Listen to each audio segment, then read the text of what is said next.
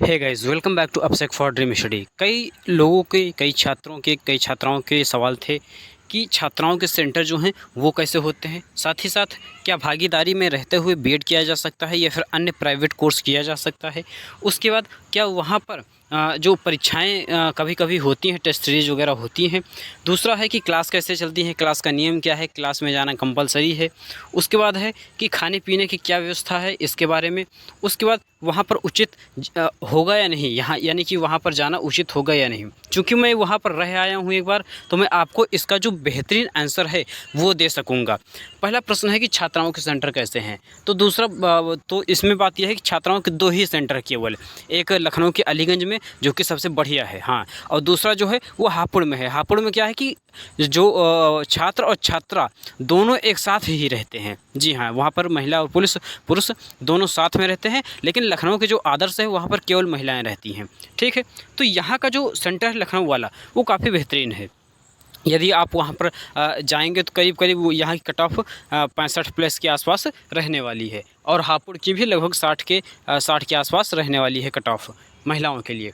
ठीक है, तो वहाँ पर भी, हापुड़ में भी पढ़ाई अच्छी होती है। लखनऊ का जो भागीदारी भवन है उसके बाद जो सबसे बढ़िया पढ़ाई होती है वो हापुड़ में ही होती है। दूसरा सवाल है कि क्या भागीदारी में रहते हुए बीएड या फिर अन्य प्राइवेट कोर्स किया जा सकता है। इसका सीधा उत्तर है नहीं।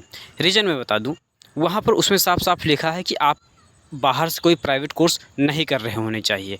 क्योंकि वहाँ पर आप जब जाएंगे तो आपके ऊपर सरकार लाख 1.5 लाख रुपए खर्च करती है। तो सरकार चाहती है कि आप उसी के ऊपर लगे रहें, यानी कि आप सिविल सर्विसेज के ऊपर लगे रहें। चूँकि वहाँ के जितने भी रिसोर्स हैं वो सिविल सर्विसेज के लिए कह सकते हैं कि बाइंड हैं, उसी हिसाब से कंस्ट्रक्ट किए गए हैं। तो आपको वहाँ पर जाकर उसी हिसाब से उसकी तैयारी करनी चाहिए सिविल सर्विसेज की, इसलिए वहाँ पर ऐसा नियम है।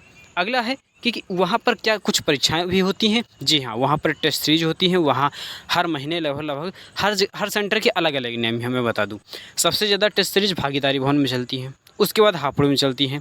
उसके बाद जो अन्य सेंटर वहाँ पर भी टेस्ट सीरीज होती है, लेकिन उतना लगातार नहीं होती हैं। ठीक है, अगला है एक थोड़ा सा इसमें ये भी, क्या वहाँ पर फेल होने पर भगा देते हैं।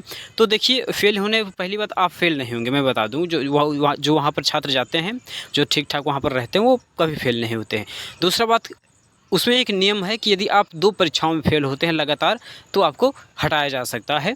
अभी तक लेकिन मेरे हिसाब से नहीं हटाया जा सकता है, क्योंकि वहाँ पर आप आराम से पास हो सकते हैं, उस हिसाब से पढ़ाते भी हैं। दूसरा है कि क्लासें कैसे चलती हैं, क्या क्लास सही चलती हैं।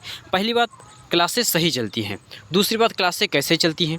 क्लासें वहाँ पर आपको बोर्ड के माध्यम चलती हैं।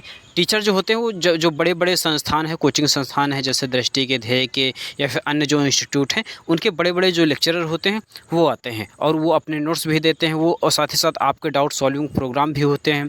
ठीक है, तो वहाँ पर जो क्लासें होती हैं वो बेहतरीन होती हैं, और पूरी क्लासें होती हैं जितनी आपकी यूपीएससी या फिर यूपीपीएससी में पूछे जाते हैं विषय के। ठीक है, तो और जो नियम है, होता क्या है कि कहीं पर लगातार 2 क्लासें चलती हैं, कहीं पर 3 क्लासें चलती हैं। तो प्राय शुरुआत जब आप जाएंगे तो एक दिन में 2 क्लासें चलेंगी। क्लासें में जाना कंपलसरी होता है। ठीक है, लेकिन यदि आप बीमार हो गए या फिर आप असक्षम है किसी कारणवश, तो फिर आप आराम से हॉस्टल में भी रह सकते हैं, कोई दिक्कत की बात नहीं। अगला है खाने पीने की क्या व्यवस्था है। खाने पीने का एक पर्टिकुलर वहाँ का एक मेनू बना हुआ है। ठीक है, वहाँ पर क्या है कि हर दिन कुछ ना कुछ अलग बनता है, और क्या है कि मेनू के हिसाब से ही बनता है, चिकन वगैरह कहीं मिलता है नहीं। ठीक, तो हर जगह का अपना एक नियम जो है ये भागीदारी भवन से ही गया है। इसी के अनुसार पूरा मेन्यू, क्या कहते हैं कि पूरे सभी सेंटर्स पर लागू होता है, और सभी सेंटर्स पर वही मेन्यू फॉलो किया जाता है। और खाने पीने की मैं बताऊँ, खाने पीने की जो व्यवस्था है वो अच्छी रहती है। मैं मानता हूँ कि अच्छी रहती है, कि घर के हिसाब से थोड़ा सा यदि आप लोअर मिडिल क्लास के हैं तो उस हिसाब से खाने पीने की व्यवस्था वहाँ पर अच्छी रहती है। दूसरा है कि क्या वहाँ पर जाना उचित है या नहीं। पहली बात मैं ये बता दूँ, यदि किसी के फादर की इनकम वास्तव में 6-7 लाख से ऊपर है तो मत जाइए। मैं बिल्कुल साफ बता रहा हूँ। यदि उससे कम है तो आप बेशक जाइए। रीज़न मैं बता देता हूँ। पहली बात, वहाँ पर क्या है कि आप जब जाएंगे तो आपको हॉस्टल मिलेंगे, आपको वहाँ पर कई दोस्त मिलेंगे। यदि आप ग्रुप में नहीं रहना चाहते हैं या यदि आप अकेले अकेले प्रवृत्ति वाले इंसान हैं तो वहाँ पर आपको अकेलापन थोड़ा सा अब आपको रूम में मिल जाएगा। आपको एक ही रूम में दो जन रहेंगे। लेकिन क्या है कि यदि आप अपना सेपरेट रूम वगैरह चाहते हैं तो आप मत जाइए। दूसरी बात क्या है कि यदि आपको वहाँ पर केवल पढ़ना है तो आपके लिए सबसे बेस्ट इंस्टीट्यूट है वो। क्योंकि आपको वहाँ पर कोई डिस्टर्ब नहीं करेगा। केवल आपको क्लास जाना है, आपको पर्टिकुलर समय पर खाना खाना है। उसके अलावा आपको सारी सुविधाएं वहाँ पर मिलती हैं, ठीक है। फीस कोई है नहीं। अभी जब आप इसका जो काउंसलिंग फार्म आएंगे तो आप देखेंगे भागीदारी भवन में 2000 रुपये कॉशन मनी के नाम पर जमा करा लेते हैं। वो बाद में रिफ़ंड भी कर देते हैं, वो मैंने पता भी किया है, ठीक है। इसमें कोई दिक्कत नहीं है। तो फीस वगैरह कुछ है नहीं, तो आप वहाँ पर जाइए और वहाँ पर आपको बहुत अच्छा माहौल मिलेगा। मैं बता दूँ, यदि आप खुद सोचिए कि यदि आप भागीदारी भवन में गए और आपके साथ साथ 100 में से यदि 60-70 लोग ने पीसीएस का प्री क्वालिफाई किया, 50 लोगों ने मेंस क्वालिफाई किया, तो इसका अर्थ क्या है कि आपका नेटवर्क स्ट्रॉन्ग होता है, आपका जो कॉन्फिडेंस लेवल है वो स्ट्रॉन्ग होता है। तो इसके लिए आपको वहाँ पर जाना चाहिए। और जो सेंटर हैं वो वास्तव में अच्छे तरीके से डिज़ाइन किए गए हैं। जो अन्य सेंटर्स हैं वहाँ भी बहुत अच्छी व्यवस्था है। मैं बता दूँ, जो अन्य सेंटर है जैसे वाराणसी है, अलीगढ़, इन सब सेंटर में क्या है, पढ़ाई चाहे जैसी हो, लेकिन वहाँ पर सेंटर में क्या है कि आपको थोड़ी सी ढील मिल जाती है। ढील से आपको फ़ायदा क्या होता है? ढील से आपको फ़ायदा ये होता है कि आप क्या करेंगे कि आप अपना जो फिक्स करके गए, मान लीजिए कोई यहाँ पर एक बार कोर्स पढ़ के गया है घर से, वहाँ पर उसको जाना है, रिवाइज करना है, टेस्ट सीरीज वगैरह देना है, तो अब आपको वहाँ पर ज़्यादा समय मिलेगा। भागीदारी में शायद आपको समय ना मिले, लेकिन वहाँ पर अब आपको ज़्यादा समय मिलेगा। इस वजह से वो सेंटर्स भी बहुत बढ़िया माने जाते हैं।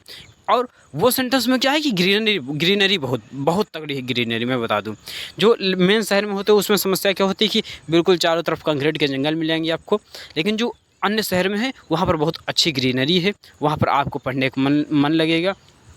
तो ये सब बातें होती हैं। अगर आपको कोई अन्य सेंटर मिल गया है तो ये बिल्कुल मत सोचिए कि सेंटर ख़राब है। मैं बिल्कुल साफ बता देता हूँ, वो सेंटर आपके लिए बहुत महत्वपूर्ण है, क्योंकि अब आपको वहाँ पर कोई डिस्टर्ब करने वाला नहीं है। आप वहाँ पर अपने मन मर्जी के मालिक हैं। आप आराम से एक खुद का शेड्यूल बनाइए। देखिए, अल्टीमेट जो है वो सेल्फ डिसिप्लिन काम आता है। चाहे आप भागीदारी में रहिए, चाहे आप वाराणसी में रहिए। भागीदारी में रहने से क्या होगा कि क्लासेस चलेंगी रेगुलर, बाकी आपको छोड़ दिया जाएगा, अब आपके ऊपर है। वाराणसी में क्या है कि वहाँ भी क्लासेस चलेंगी, अब आपको छोड़ दिया जाएगा। तो कुल मिलाकर क्या है कि आपको अपने हिसाब से ही रहना है। तो ये मैं बता रहा हूँ कि वहाँ का जो रेट है वो बहुत अच्छा है, वहाँ की जो छात्र हैं वो भी बहुत अच्छे हैं। तो आपको वहाँ पर बेशक जाना चाहिए, ठीक है। यदि आपको अन्य कोई क्वारी हो तो पर्टिकुलर एक स्पेसिफिक लिखा कीजिए, क्योंकि जैसे कई छात्राओं ने लिखा कि आदर्श के बारे में बता दीजिए। अब आदर्श के बारे में मैं क्या बताऊँ, आदर्श के जो सेंटर होते लगभग उसी प्रकार के होते। यदि आप कोई स्पेसिफिक इन्फॉर्मेशन पूछे तो शायद मैं ज़्यादा बेहतरीन तरीके से बता पाऊँ, ठीक है। मिलते हैं नेक्स्ट वीडियो में, तब तक के लिए आप सभी को बहुत बहुत धन्यवाद। जय हिंद, जय भारत।